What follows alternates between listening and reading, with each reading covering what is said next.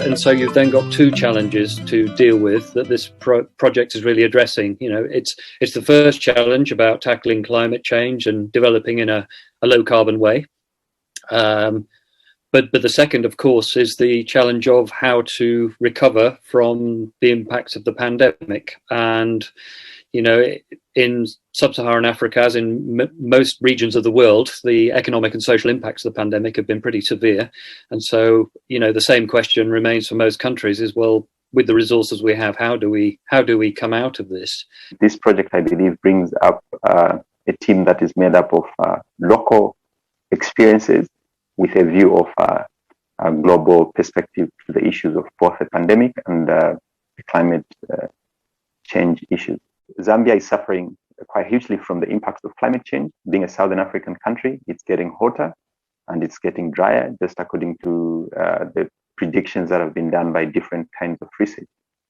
So this research basically helped us to put our heads together with our other colleagues.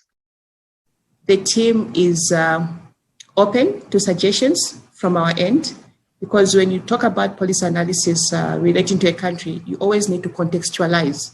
You look at what's obtaining in the ground relating to the development trajectory.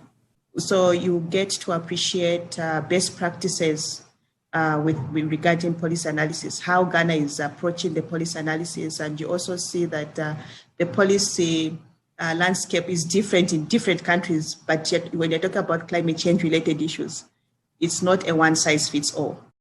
The first aspect that is the P1 is economic recovery. At what cost? It's not yet clear, but we just want to make sure that the economy recovers and no jobs are lost.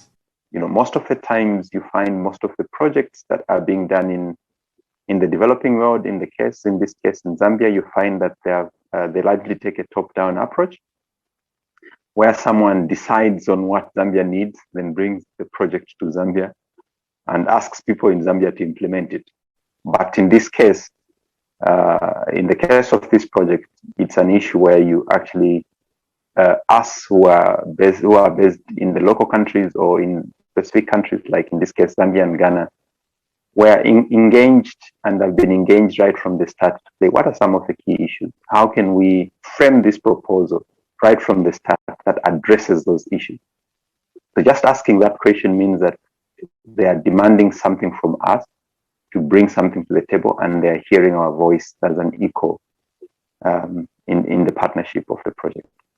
I think if we went in a sort of old school way of saying, well, we in UCL have all this great knowledge and we want to transfer it to you, I don't think we'd get very far at all.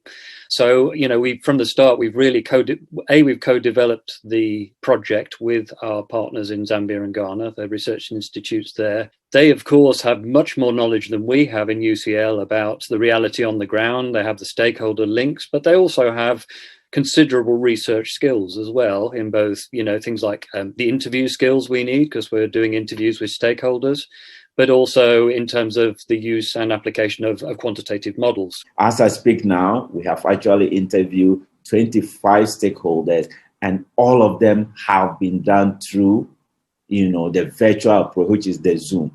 So what that has meant is that our approach has been to make sure we communicate very well to stakeholders. Look, in the midst of this pandemic, we have a challenge because we need to socially distance.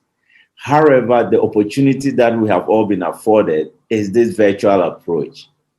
And because development should not come to a halt, let's all embrace this virtual approach and make progress.